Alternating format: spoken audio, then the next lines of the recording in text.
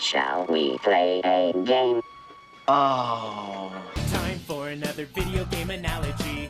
She wins, flawless victory, fatality. Movies based on video games tend to fall into the category of what the fuck. But what about movies based around the concept of games? And that's what I'm counting down. Alright, let's boot it up.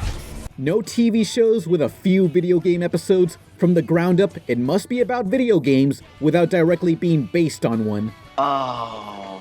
These are my top 10 movies and TV shows for gamers. Like any list, don't expect everything to fit inside 10 rankings in your ultra-specific order.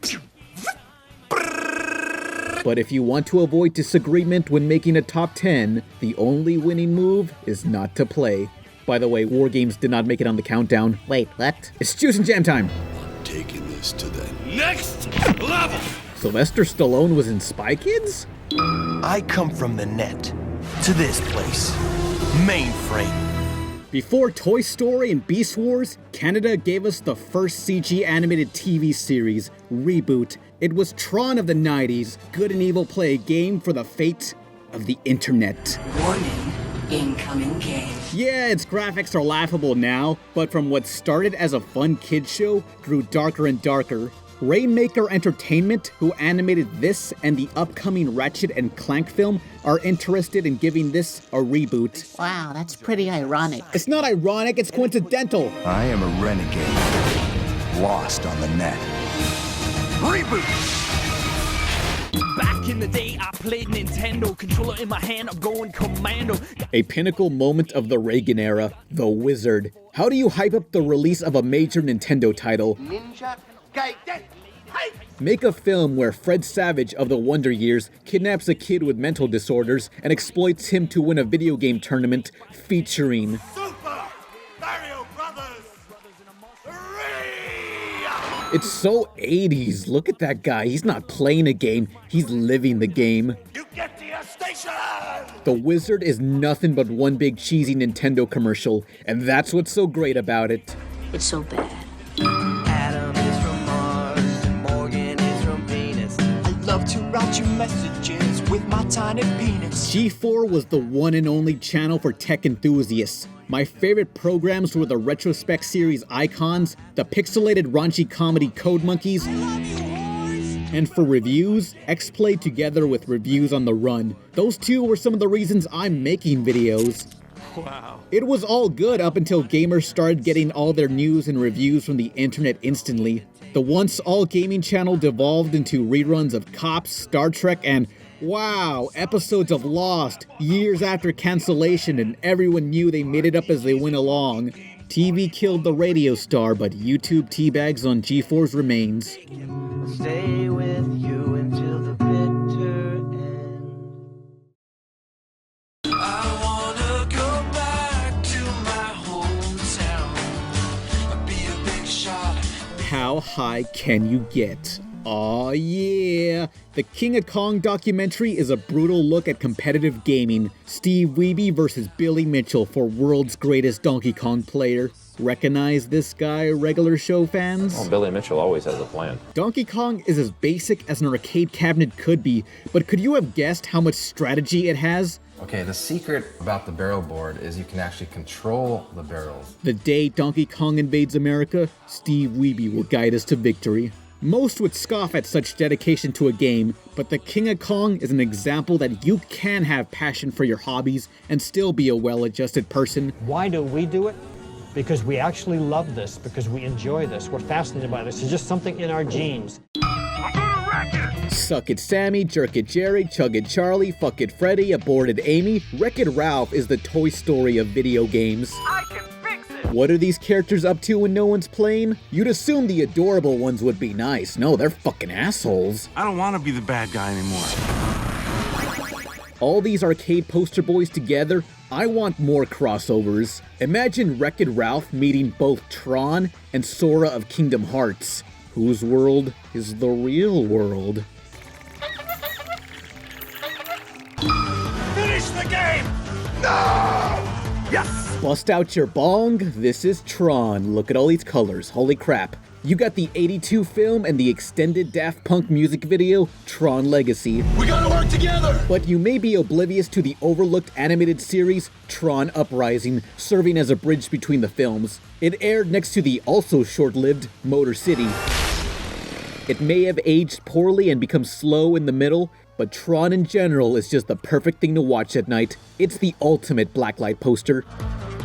Welcome to the land of Oz. So War Games did not make it on the list. Fuck you. Yeah, I bet you wanna fuck me.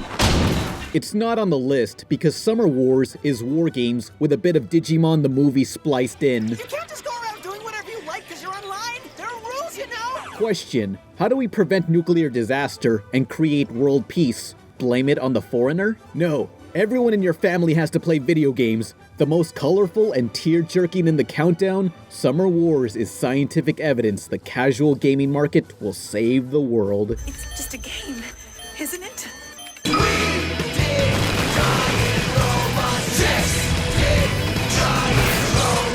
Any gamer that'll tell you he'll survive a zombie apocalypse is so full of shit and Mountain Dew, but when the time comes to pilot a giant robot, Megas XLR justifies our lifetime of training. How did you get to be such a good pilot?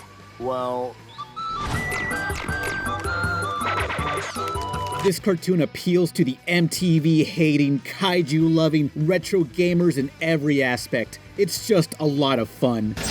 Megas had the short lifespan of a Dreamcast, but animation studio Titmouse is slowly but surely developing a revival.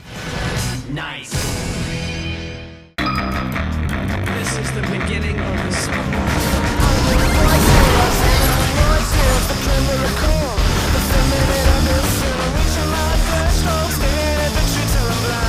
In Toronto, Canada, life's a game and there are no rules, only hipsters. Part musical, part tournament fighter, Scott Pilgrim vs. the World did a great job condensing the coloring book series into a movie that combines so many concepts you'd never thought could work in unison. What I envy the most is this here is an action movie with actual choreography, no close-up shaky cams. Michael Cera is an action star now. We truly are living in the future.